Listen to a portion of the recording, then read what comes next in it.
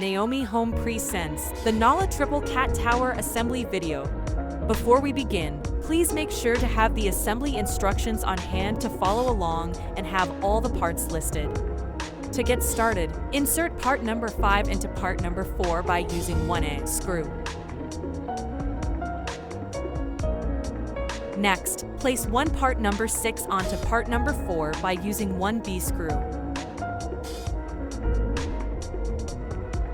Similarly, place another part number 6 onto part number 4 by using 1A screw for each part.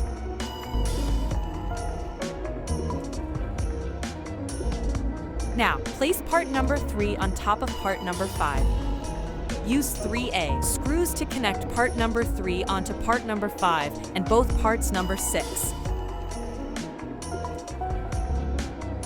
Place part number 2 in between part number 6 by using 4A screw.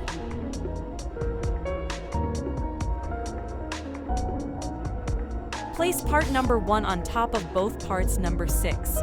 Secure part number 1 in place by using 2A screws. And there you have it, your triple cat tower is complete and ready for use. Thanks for watching. Please like, subscribe, and share for more Naomi Home content. You can find the product link and more in the description below.